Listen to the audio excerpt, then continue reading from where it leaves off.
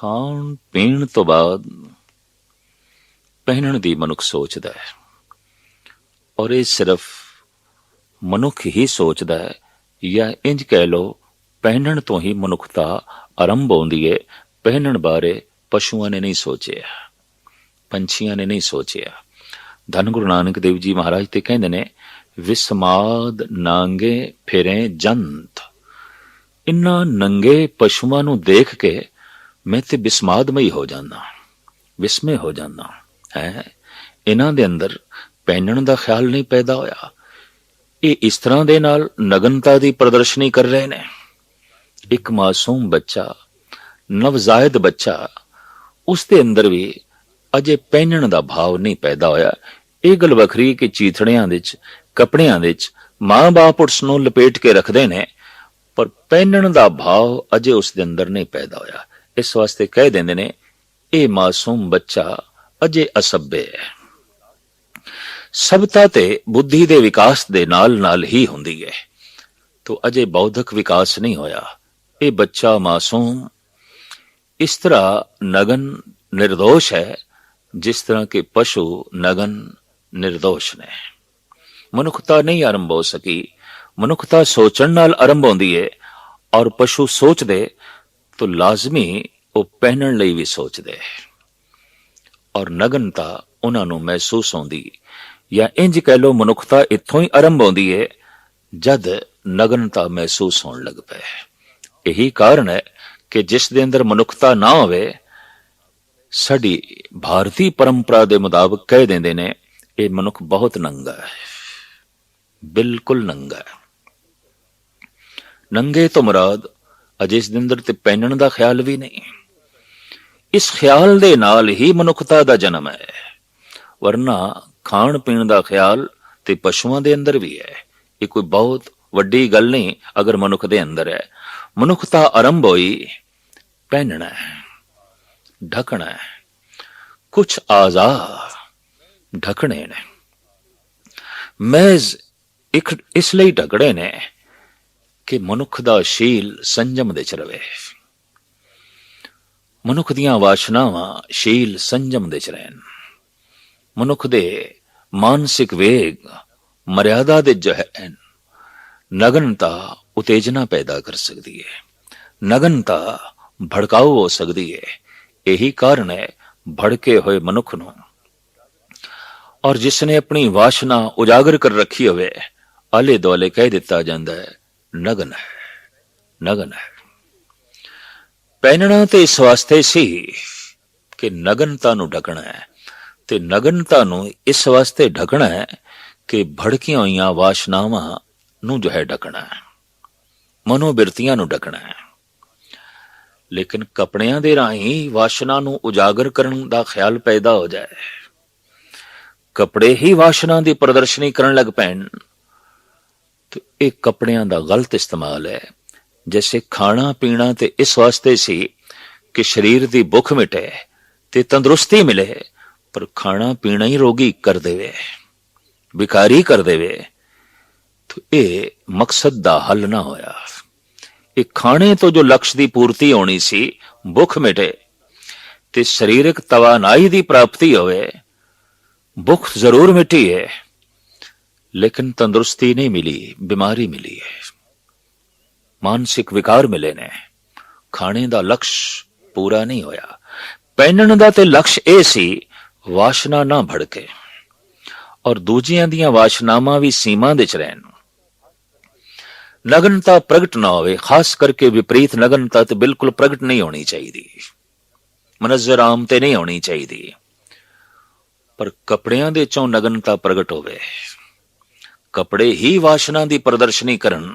ਐਸਾ ਹੋ ਸਕਦਾ ਹੈ ਅਗਰ ਕੁਝ ਖਾਣਾ ਪੀਣਾ ਰੋਗ ਪੈਦਾ ਕਰ ਸਕਦਾ ਹੈ, ਜਦਕਿ ਖਾਣਾ ਪੀਣਾ ਰੋਗ ਲਈ ਨਹੀਂ, ਤਾਂ ਕੁਝ ਪਹਿਨਣਾ ਵੀ ਵਿਕਾਰ ਪੈਦਾ ਕਰ ਸਕਦਾ ਹੈ, ਜਦਕਿ ਪਹਿਨਣਾ ਵਿਕਾਰਾਂ ਲਈ ਨਹੀਂ ਹੈ। ਇਸ ਵਾਸਤੇ ਇਸ ਪਹਿਰੇ ਦੀ ਵੀ ਮੁੱਖ ਪੰਕਤੀ ਦੇ ਵਿੱਚ ਗੁਰੂ ਨਾਨਕ ਦੇਵ ਜੀ ਮਹਾਰਾਜ ਫਰਮਾਨ ਕਰਦੇ ਨੇ, ਬਾਬਾ ਹੋਰ ਪਹਿਨਣ ਖੁਸ਼ੀ ਖੁਆਰ, ਜਿਤ ਪੈ ਦੇ ਤਨ ਪੀੜੀਏ, ਮਨ ਮੇ ਚਲੇ ਵਿਕਾਰ। हे ਸਿਆਣੇ, ਉਹ ਪਹਿਨਣਾ ਜੋ ਤਨ ਦੇ ਚ ਖੁਆਰੀ ਪੈਦਾ ਕਰੇ, ਮਨ ਦੇ ਚ ਵਿਕਾਰ ਪੈਦਾ ਕਰੇ। ਇਸ ਸੰਬੰਧ ਵਿੱਚ ਇੰਜ ਕਹਿ ਲੋ, ਜਗਤ ਦੇ ਵਿੱਚ ਇਹ ਪਹਿਲੇ ਹੀ ਵਿਚਾਰਕ ਨੇ ਗੁਰੂ ਨਾਨਕ ਦੇਵ ਜੀ ਮਹਾਰਾਜ, ਜਿਨ੍ਹਾਂ ਨੇ ਸੋਚ ਰਿਹਾ ਕਿ ਕੁਝ ਪਹਿਨਣਾ ਵੀ ਵਿਕਾਰਾਂ ਨੂੰ ਜਨਮ ਦਿੰਦਾ ਹੈ, ਕੁਝ ਪਹਿਨਣਾ ਵੀ ਖੁਆਰੀ ਨੂੰ ਜਨਮ ਦਿੰਦਾ ਹੈ। ਪੈਗੰਬਰੀ ਪੁਰਸ਼ਾਂ ਦੇ ਚੋਂ, ਅਵਤਾਰੀ ਪੁਰਸ਼ਾਂ ਦੇ ਚੋਂ, ਚੋਟੀ ਦੇ ਸਿਰਮੌਰ ਸੰਤਾਂ ਦੇ ਚੋਂ ਇਹ ਪਹਿਲਾ ਉਪਦੇਸ਼ਕ ਹੈ ਜੋ ਪਹਿਨਣ ਵਾਲੇ ਵੀ ਕਹਿੰਦਾ ਸੰਜਮ ਚਾਹੀਦਾ ਹੈ। ਜਿੱਥੇ ਖਾਣ ਪੀਣ ਬਾਰੇ ਸੰਜਮ ਚਾਹੀਦਾ ਹੈ, ਸੋਚ ਚਾਹੀਦੀ ਹੈ, ਮਰਿਆਦਾ ਚਾਹੀਦੀ ਹੈ, ਉੱਥੇ ਪਹਿਨਣ ਬਾਰੇ ਵੀ ਆਪਨੇ ਸਿੱਖਿਆ ਦਿੱਤੀ ਹੈ। ਕੁਝ ਐਸਾ ਪਹਿਨਣਾ ਜੋ ਸਰੀਰਕ ਰੋਗਾਂ ਨੂੰ ਜਨਮ ਦੇ ਸਕਦਾ ਹੈ ਕੁਝ ਐਸਾ ਪਹਿਨਣਾ ਜੋ ਮਨ ਦੇ ਵਿੱਚ ਵਿਕਾਰਾਂ ਨੂੰ ਜੋ ਹੈ ਜਨਮ ਦੇ ਸਕਦਾ ਹੈ।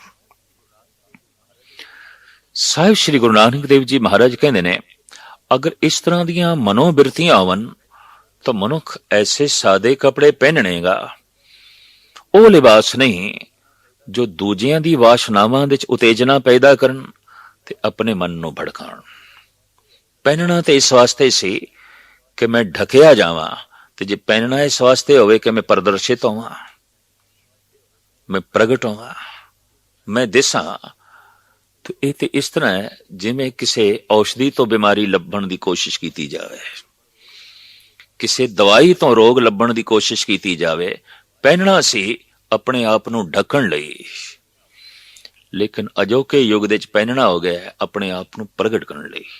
ਬਹੁਤੇ ਮਨੁੱਖ ਅੱਜ ਕੱਪੜਿਆਂ ਦੇ ਰਾਹੀਂ ਆਪਣੇ ਆਪ ਨੂੰ ਪ੍ਰਗਟ ਕਰਦੇ ਨੇ, ਬਾਕੀ ਤੇ ਉਹਨਾਂ ਕੋਲ ਕੁਛ ਹੈ ਨਹੀਂ। ਪਹਿਨਣਾ ਹੀ ਪਹਿਨਣਾ ਹੈ, ਪਹਿਰਾਵਾ ਦੱਸਦਾ ਹੈ। ਕਪੜਾ ਢੱਕਣ ਲਈ ਸੀ। ਇਸਲਾਮ ਨੇ ਐਸਾ ਪਰਦਾ ਦੇ ਦਿੱਤਾ, ਐਸਾ ਢਕਿਆ, ਮਨੁੱਖ ਗਾਇਬ ਹੋ ਗਿਆ, ਪਰਦਾ ਹੀ ਪਰਦਾ ਰਹਿ ਗਿਆ, ਕਪੜਾ ਹੀ ਕਪੜਾ ਰਹਿ ਗਿਆ, ਮਨੁੱਖ ਨਾ ਦਿਸਿਆ। ईसाइयत ने इतनी नगनता दे देती, इतनी नगनता दे देती, तो नगनता ही नगनता रह गई, कपड़ा ओले हो गया। दरमियाना ढंग, दरमियानी अवस्था धन गुरु नानक देव जी महाराज ने चुनी। वो कपड़ा ही नहीं कि मनुख नूं बिल्कुल ढक देवे, कपड़ा ही दिखाई देवे, मनुख ना दिखाई देवे। पर वो नगनता भी नहीं कि नगनता दिखाई देवे, कपड़ा होवे ही ना। देखते हैं असी किधरे मनुख नूं देखिए तो कपड़े दे दर्शन होंदे, मनुख दे नहीं। चद्दर है, बुरका है, और अनेकां तरह दे पड़दे ने, तो कपड़ा दिखाई देंदा है, मनुख नहीं। पर है किधरे ऐसी नगनता, उस नगनता दे भड़काऊ वासनावां ही दिखाई देंदियां ने। भड़के होया मन ही दिखाई देंदा है, भड़के होया तन ही दिखाई देंदा है, लिबास नहीं, कपड़े नहीं। एक बड़ी सुंदर गाथा है। धन गुरु अर्जुन देव जी महाराज ने अपनी सुपत्नी साड़ी जगत माता गंगा, उन्हां नूं कहा जे थानू संतान चाहिदी है तां इसदा आशीर्वाद तुसी बाबे बुढ़े तो प्राप्त करो। सिख नूं मान देंदे ने, गुरुदेव असीस लो, आशीर्वाद लो। बाबा बुढ़ा साहब नूं मिलण लई तैयार होईयां माता गंगा जी। तन सजाया बस्त्रियां नाल, गहणियां नाल, फिर अपने रथ नूं सजाया, फिर सजियां धजियां नाल सहेलियां लईयां, सखियां लईयां, नौकराणियां, दासियां लईयां। चल पे बाबा बुढ़ा जी दे दर्शन करन लई। अक्सर ऐसा हुंदा है कि बहुत इस तरह दा श्रृंगार मनुख कर लवे, लिबास पहन लवे, तो अंदर भाव पैदा हो जाता है जैसे मैं दर्शन करने लिए नहीं जा रहा, दर्शन देने लिए जा रहा। लिबास ये भाव पैदा कर सकता है, लिबास ये ख्याल पैदा कर सकता है मैं दर्शन देने ने। और जिन्हां जिन्हां दे अंदर ये भुख जितनी ज्यादा होगी उतना भड़काऊ लिबास पैदा होता जाएगा, उतना ही भड़कीले लिबास का जन्म होगा कि मैं दर्शन देने ने, मैंने दिखाना है, मैं जगत नूं दसना है। भावें माता जी की भावना नहीं सी, पर संसारिक रौ रीति के मुताबिक आपने बड़े सुंदर वस्त्र पहने, सुंदर गहणियां नाल अपना तन सजाया, रथ सजाया है। सजियां धजियां दासियां ते सहेलियां नाल थाल दे 36 प्रकार दा पकवान लेके आप चलियां ने। दूरों रथ जद बाबा जी ने वेख्या, धूड़ उड़दी हुई, पुछ लिया कामे तो सेवक तो, ये कौन आ रहे ने? तो सेवक ने दस दिता, गुरु के महल जापदे ने। रसना तो सुभावक निकलिया, एक गुरु के महलां नूं की भाजड़ पै गई है। ये बोल माता गंगा जी देवी कन्नी पे वापस हो गई। धन गुरु अर्जन देव जी महाराज ने शिकायत की थी, जिन्हां नूं आप मान देंदे हो, प्रतिष्ठा देंदे हो, वो इस तरह साडा अपमान करदे ने। और बाबा जी दी रसना तो निकले है, गुरु के महलां नूं की भाजड़ पै गई है। धन गुरु अर्जन देव जी महाराज फरमान करदे ने, किसी साधु कोल जाईदा है दर्शन करन लई, दर्शन देण लई नहीं। थोड़ा जान दा ढंग, थोड़े कपड़े, थोड़े गहने ये भाव भी नहीं पैदा कर सकते कि मैं दर्शन करन लई जाना है। इस वास्ते जे हर थां दी जान दी अपनी एक लिबास है, अपना एक पोशाक है, तो सत्संग दे जान दा भी अपना एक लिबास है, अपनी एक पोशाक है। और वो पोशाक बार बार ये भावना पैदा करे कि मैं दर्शन करन लई आया संगत दे, मैं दर्शन करन लई आया गुरु दे, मैं दर्शन करन लई आया एक पावन पवित्र माहौल दे। पर जे कपड़े ऐसे होन ते सारियां दी निगाह उसदे कपड़ियां ते ही पए, तो एक ते सारियां दा ध्यान उखड़िया, ते दूजा अपने मन विच भाव पैदा होया दर्शन देण दा, दिखाण दा। यही कारण है कि बहुत सारी मनुखता धार्मिक लाभ तो वांझी रह जाती है, क्योंकि अपने वस्त्रां दी तरफ ख्याल नहीं रखती। खास करके इस देश स्त्री जात किसी हद तक बहुत जिम्मेवार है, क्योंकि उसका लिबास कई दफा देखने दे चाया सत्संग दे ऐसा होंदा है जो सत्संग दे मयार ते पूरा नहीं उतरदा।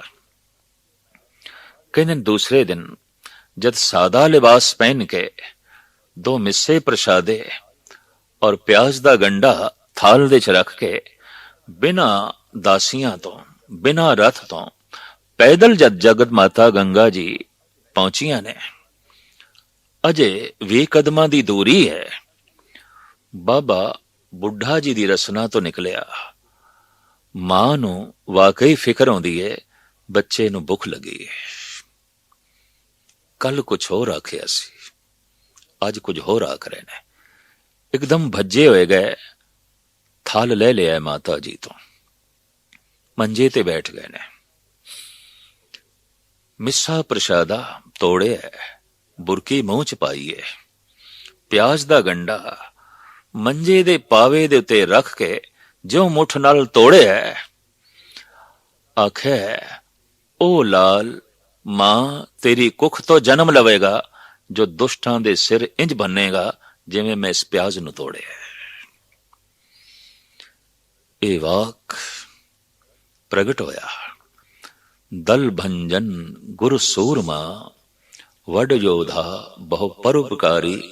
धन गुरु हरगोबिंद साहब जी महाराज दा जन्म आप दी कुखों होया।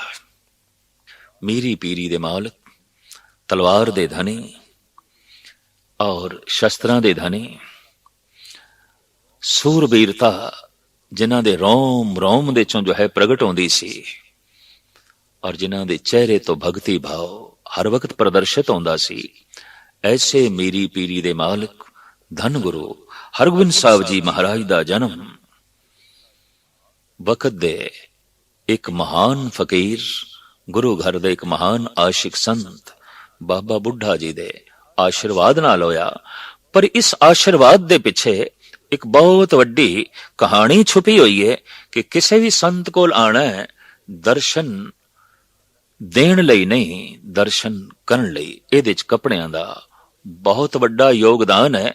ਕੱਪੜੇ ਕੁਝ ਐਸੇ ਹੁੰਦੇ ਨੇ ਜੋ ਮਨ ਦੇ ਅੰਦਰ ਖਿਆਲ ਪੈਦਾ ਕਰਦੇ ਨੇ ਮੈਂ ਦਰਸ਼ਨ ਦੇਣੇ ਨੇ, ਔਰ ਕੱਪੜੇ ਕੁਝ ਐਸੇ ਨੇ ਜੋ ਪੈਦਾ ਕਰਦੇ ਨੇ ਖਿਆਲ ਮੈਂ ਕੁਝ ਵੀ ਨਹੀਂ, ਮੈਂ ਤੇ ਦਰਸ਼ਨ ਕਰਨੇ ਨੇ, ਮੈਂ ਤੇ ਦੂਜੇ ਦੇ ਜੋ ਹੈ ਦਰਸ਼ਨ ਕਰਨੇ ਨੇ। ਇਸ ਸੰਬੰਧ ਵਿੱਚ ਇੱਕ ਹੋਰ ਵੀ ਬੜੀ ਸੁੰਦਰ ਗਾਥਾ ਹੈ। ਭਗਤ ਕਬੀਰ ਜੀ ਦੇ ਡੇਰੇ ਇੱਕ ਐਸੀ ਪਨਹਾਰੀ ਸੀ ਜੋ ਗੰਗਾ ਤੋਂ ਰੋਜ਼ ਪਾਣੀ ਭਰ ਕੇ ਲਿਆਂਦੀ ਹੈ ਮਟਕਿਆਂ ਦੇ ਰਾਹੀਂ, ਔਰ ਸਾਰਾ ਦਿਨ ਪਿਆਸਿਆਂ ਦੀ ਪਿਆਸ ਬੁਝਾਉਂਦੀ ਹੈ ਠੰਡੇ ਜਲ ਨਾਲ। ਰਸਨਾ ਨਾਲ ਪਰਮਾਤਮਾ ਦਾ ਨਾਮ ਜਪਦੀ ਹੈ, ਆਪਣੇ ਮਨ ਨੂੰ ਸੀਤਲ ਕਰਦੀ ਹੈ ਤੇ ਦੂਜਿਆਂ ਨੂੰ ਸੀਤਲ ਪਾਣੀ ਪਿਲਾ ਪਿਲਾ ਕੇ ਪਿਆਸ ਬੁਝਾਉਂਦੀ ਹੈ, ਅਗਲਿਆਂ ਦੇ ਤਨ ਸੀਤਲ ਕਰਦੀ ਹੈ। ਇਸ ਤਰ੍ਹਾਂ ਮਨ ਦੇ ਤਲ ਤੇ ਉਸਦੇ ਸਿਮਰਨ ਚੱਲਦਾ ਰਹਿੰਦਾ ਹੈ, ਤਨ ਦੇ ਤਲ ਤੇ ਉਸਦੀ ਸੇਵਾ ਚੱਲਦੀ ਰਹਿੰਦੀ ਹੈ। ਸੇਵਾ ਸਿਮਰਨ ਦੀ ਇਹ ਮੂਰਤੀ ਆਪਣਾ ਜੀਵਨ ਕਬੀਰ ਜੀ ਦੇ ਡੇਰੇ 'ਚ ਇਸ ਢੰਗ ਨਾਲ ਬਤੀਤ ਕਰ ਰਹੀ ਹੈ। ਲੇਕਿਨ ਇੱਕ ਐਸੀ ਘਟਨਾ ਘਟ ਗਈ। ਕਬੀਰ ਜੀ ਦੇ ਕੁਝ ਚੇਲੇ ਸ਼ਿਵਰਾਤਰੀ ਵਾਲੇ ਦਿਨ ਗੰਗਾ ਤਟ ਤੇ ਕੀ ਦੇਖਦੇ ਨੇ ਕਿ ਵਕਤ ਦੇ ਬਾਦਸ਼ਾਹ ਦੀ ਬੇਗਮ ਸਿਕੰਦਰ ਲੋਧੀ ਦੀ ਬੇਗਮ ਹਿੰਦੂ ਯਾਤਰੀਆਂ ਨੂੰ ਦੇਖਣ ਲਈ ਆਈ ਹੈ ਕਿ ਉਹ ਇੱਥੇ ਆ ਕੇ ਕੀ ਕਰਦੇ ਨੇ,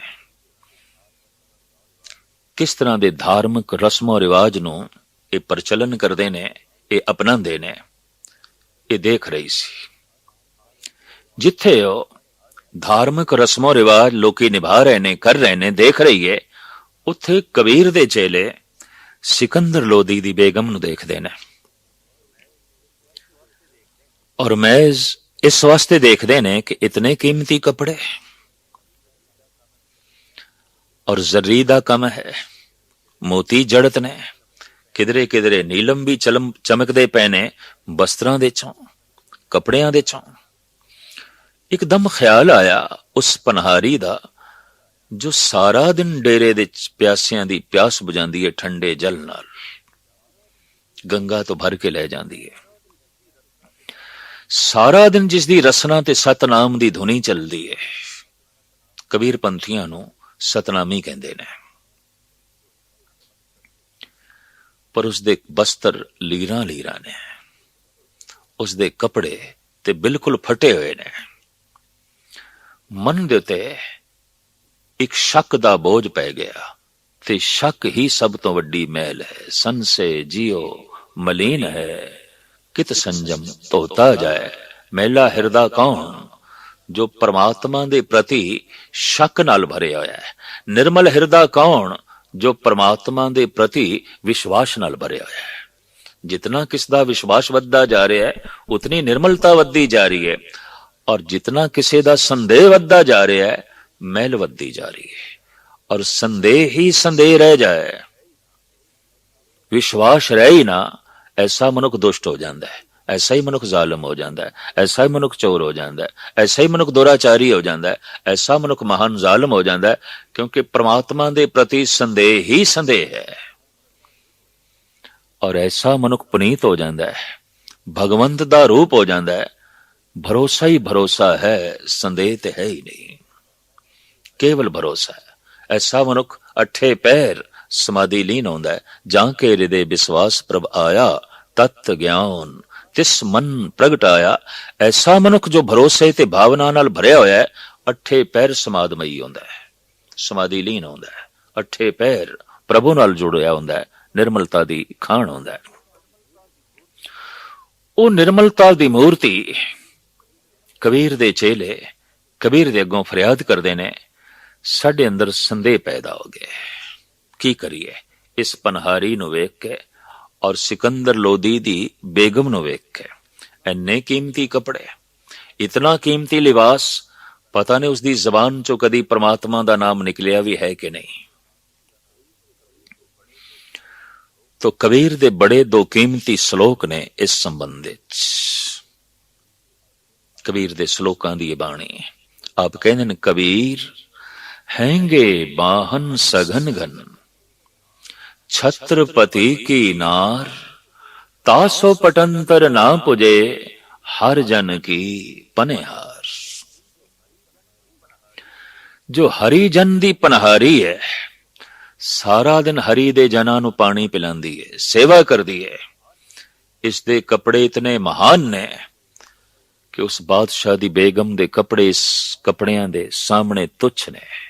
तासो पटंतर ना पुजे, हर जन की पनहार। तर्क खड़ी हो गई, भगत जी वो कपड़े मखमली ने, नीलम जड़त ने, जर्री दा कम होया उन्हां ते। ये कपड़े खद्दड़ दे ने, लीरां लीरां ने, टाकियां ने, थां थां तो पाटे हुए ने, सिले हुए ने, ये ते चीथड़े ने। इन्हां नूं आप कहंदे हो इतने महान ने कि उस बादशाह दी बेगम दे जिहड़े बस्तर ने बिल्कुल तुच्छ, बिल्कुल मामूली।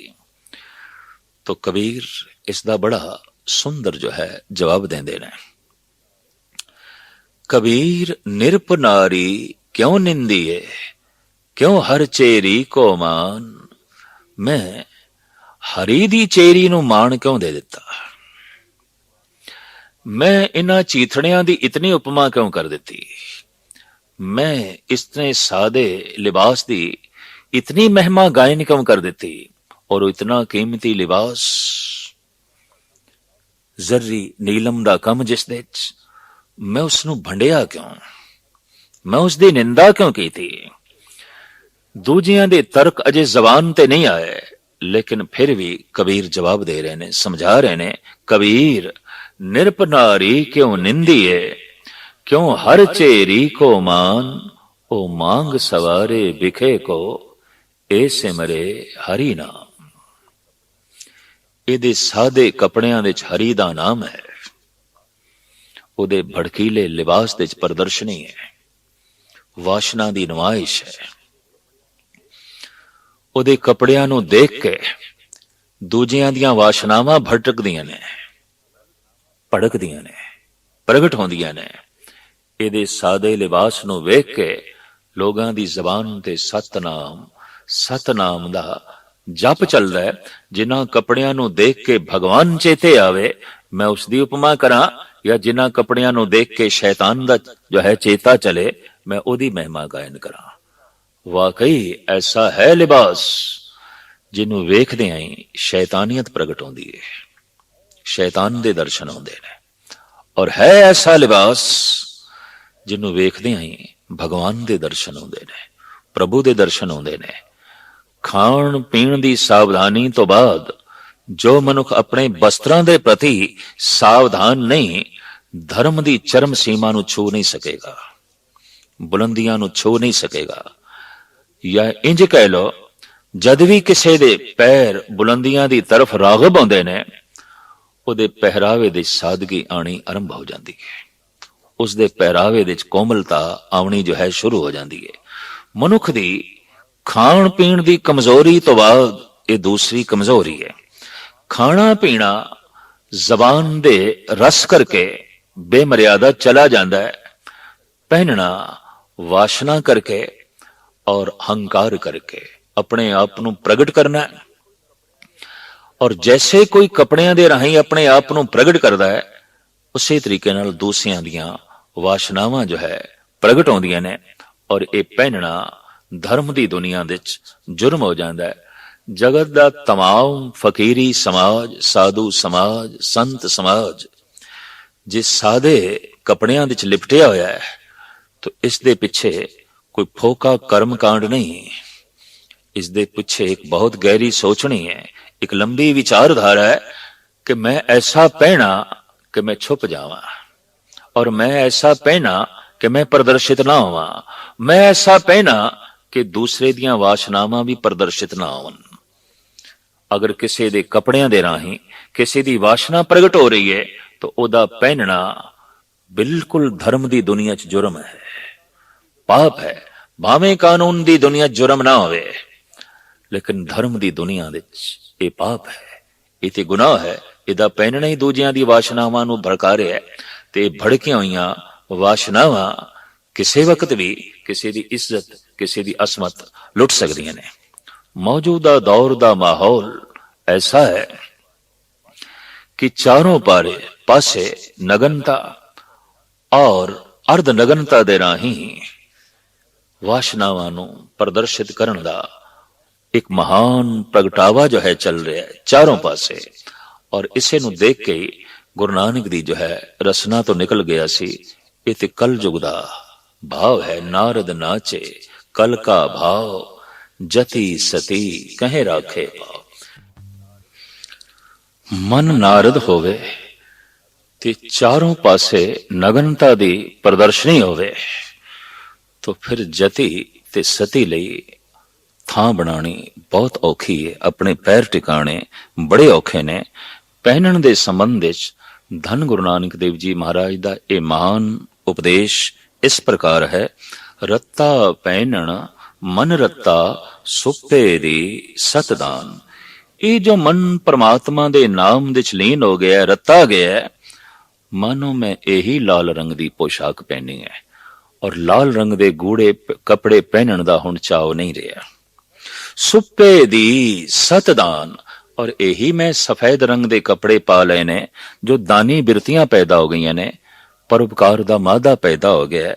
ਨੀਲੀ ਸਿਆਹੀ ਕਦਾ ਕਰਨੀ, ਪੈਰਣ ਪੈਰ ਧਿਆਨ। ਜੋ ਮਨ ਵਿੱਚ ਆਪਣੇ ਵਿਕਾਰਾਂ ਦੇ ਪ੍ਰਤੀ ਰੋਸ ਪੈਦਾ ਹੋ ਗਿਆ, ਇਹੀ ਮੈਂ ਕਾਲੇ ਰੰਗ ਦੇ ਕੱਪੜੇ ਪਹਿਨੇ ਨੇ। ਸਾਰੀ ਦੁਨੀਆ ਵਿੱਚ ਅੱਜ ਵੀ ਰੋਸ ਦਾ ਰੰਗ ਕਾਲਾ ਮੰਨਿਆ ਜਾਂਦਾ ਹੈ, ਔਰ ਵਾਕਈ ਜਦ ਕਿਸੇ ਨੂੰ ਆਪਣੇ ਗੁਨਾਹ, ਆਪਣੇ ਵਿਕਾਰਾਂ ਤੇ ਰੋਸ ਪੈਦਾ ਹੁੰਦਾ ਹੈ, ਅੰਦਰ ਕਾਲੇ ਰੰਗ ਦੀ ਧਾਰੀ ਜੋ ਹੈ ਬਣਦੀ ਹੈ। ਮਹਾਰਾਜ ਕਹਿੰਦੇ ਮੈਂ ਇਹੀ ਕਾਲੇ ਰੰਗ ਦੇ ਕੱਪੜੇ ਪਹਿਨੇ ਨੇ, ਔਰ ਜਦ ਉਹਨਾਂ ਵਿਕਾਰਾਂ ਨੂੰ ਕੱਟਣ ਦਾ ਖਿਆਲ ਪੈਦਾ ਹੋ ਜਾਏ, ਸਾਹਿਬ ਕਹਿੰਦੇ ਇਹੀ ਮੈਂ ਨੀਲੇ ਰੰਗ ਦੇ ਕੱਪੜੇ ਪਹਿਨੇ ਨੇ। ਨੀਲੀ ਸਿਆਹੀ ਕਦਾ ਕਰਨੀ, ਪੈਰਣ ਪੈਰ ਧਿਆਨ। ਪੈਰਾਂ ਦੇ ਸੋਹਣੀ ਜੁੱਤੀ ਮੈਂ ਕਿਹੜੀ ਪਾਈਏ ਤਿੱਲੇਦਾਰ, ਜੋ ਧਿਆਨ ਨੂੰ ਹੈ ਪ੍ਰਭੂ ਤੇਰੇ ਮਾਰਗ ਤੇ ਤੋਰਿਆ। ਸੋਹਣੀ ਜੁੱਤੀ ਪਾਈ ਹੋਈ ਹੈ, ਪੈਰ ਭਟਕੇ ਹੋਏ ਨੇ, ਪੈਰ ਗਲਤ ਮਾਰਗ ਤੇ ਚਲੇ ਹੋਏ ਨੇ, ਤਾਂ ਕਿਹਾ ਜਾ ਸਕਦਾ ਤੇ ਪੈਰੋਂ ਨੰਗਾ ਹੈ। ਜੁੱਤੀ ਉਸਦੇ ਪੈਰ ਦੇ ਚ ਹੈ ਜਿਸ ਦੀ ਸੁਰਤ ਧਿਆਨ ਦੇ ਮਾਰਗ ਤੇ, ਪ੍ਰਭੂ ਦੇ ਮਾਰਗ ਤੇ ਹੈ ਚੱਲ ਰਹੀ ਹੈ। ਮਹਾਰਾਜ ਕਹਿੰਦੇ ਨੇ ਪੈਰਣ ਪੈਰ ਧਿਆਨ। ਉਹ ਜੋ ਧਿਆਨ ਤੇਰੇ ਵਿੱਚ ਜੁੜਿਆ ਹੋਇਆ ਹੈ ਤੇ ਮੈਂ ਜੋ ਚੱਲ ਰਿਹਾ, ਇਹੀ ਮੈਂ ਸੋਹਣੇ ਤਿੱਲੇਦਾਰ ਪੈਰਾਂ ਵਿੱਚ ਜੁੱਤੀ ਪਹਿਨੀ ਹੋਈ ਹੈ। ਕਮਰ ਬੰਦ ਸੰਤੋਖ ਕਾ, ਧਨ ਜੋ ਬਨ ਤੇਰਾ ਨਾਮ। ਕਮਰ ਕੱਸਾ ਮੈਂ ਸੰਤੋਖ ਦਾ ਕੀਤਾ ਹੋਇਆ ਹੈ। ਤੇ ਹੁਣ ਸਭ ਤੋਂ ਵੱਡੀ ਪ੍ਰਦਰਸ਼ਨੀ ਦੀ ਜਿਹੜੀ ਵਸਤੂ ਹੈ ਉਹ ਹੈ ਧਨ, ਉਹ ਹੈ ਜੋਬਨ। ਮਹਾਰਾਜ ਕਹਿੰਦੇ ਨੇ ਮੇਰੇ ਕੋਲ ਤੇਰੇ ਨਾਮ ਤੋਂ ਬਿਨਾ ਹੋਰ ਕੁਛ ਨਹੀਂ, ਤੇਰਾ ਨਾਮ ਹੀ ਮੇਰਾ ਜੋਬਨ ਹੈ ਔਰ ਤੇਰਾ ਨਾਮ ਹੀ ਮੇਰਾ ਧਨ ਹੈ। ਵਾਕਈ ਨਾਮ ਦੇ ਮਿਲਦਿਆਂ ਜੋ ਇੱਕ ਸੁਪਨ ਉਜਾਗਰ ਹੁੰਦਾ ਹੈ, ਔਰ ਨਾਮ ਦੇ ਮਿਲਦਿਆਂ ਜੋ ਅੰਦਰੋਂ ਇੱਕ ਬਾਦਸ਼ਾਹਤ ਪੈਦਾ ਹੁੰਦੀ ਹੈ, ਉਸੇ ਦਿਨ ਹੀ ਪਤਾ ਚੱਲਦਾ ਹੈ ਧਨ ਕਿਸ ਨੂੰ ਕਹਿੰਦੇ ਨੇ, ਜੋਬਨ ਕਿਸ ਨੂੰ ਕਹਿੰਦੇ ਨੇ। ਸਤਿਗੁਰੂ ਦੇਵ ਜੀ ਮਹਾਰਾਜ ਕਹਿੰਦੇ ਨੇ ਸਾਰਾ ਜੋਬਨ ਤੇ ਸਾਰੀ ਧਨ ਸੰਪਦਾ ਫਿੱਕੀ ਪੈ ਜਾਂਦੀ ਹੈ ਜਿਸ ਦਿਨ ਇਹ ਅਸਲੀ ਧਨ ਮਨੁੱਖ ਨੂੰ ਜੋ ਹੈ ਪ੍ਰਾਪਤ ਹੁੰਦਾ ਹੈ। ਧਨ ਜੋਬਨ ਤੇਰਾ ਨਾਮ ਬਾਬਾ, ਹੋਰ ਪਹਿਨਣ ਖੁਸ਼ੀ ਖੁਆਰ, ਜਿਤ ਪੈ ਦੇ ਤਨ ਪੀੜੀਏ ਮਨ ਮੇ ਚਲੇ ਵਿਕਾਰ। ਇਹ ਸਿਆਣੇ ਮਨੁੱਖ ਉਹ ਪਹਿਨਣਾ ਜੋ ਖੁਆਰੀਆਂ ਨੂੰ ਜਨਮ ਦੇਵੇ, ਮਨ ਵਿੱਚ ਵਿਕਾਰਾਂ ਨੂੰ ਜਨਮ ਦੇਵੇ, ਐਸੇ ਪਹਿਨਣੇ ਨੂੰ ਇੱਕ ਪਾਸੇ ਕਰ। ਧੰਨ ਗੁਰੂ ਨਾਨਕ ਦੇਵ ਜੀ ਮਹਾਰਾਜ ਦਾ ਇਹ ਮੂਲ ਸੰਦੇਸ਼ ਉਪਦੇਸ਼ ਖਾਣ ਪੀਣ ਪਹਿਨਣ ਦੇ ਬਾਰੇ, ਜਿਸ ਵਿੱਚ ਬਹੁਤ ਵੱਡੀ ਸਚਾਈ ਹੈ। ਜੋ ਇਸ ਤਲ ਤੇ ਸੰਜਮੀ ਨਹੀਂ, ਉਹ ਪ੍ਰਮਾਤਮਾ ਦੇ ਮਾਰਗ ਦਾ ਪਾਂਦੀ ਵੀ ਨਹੀਂ।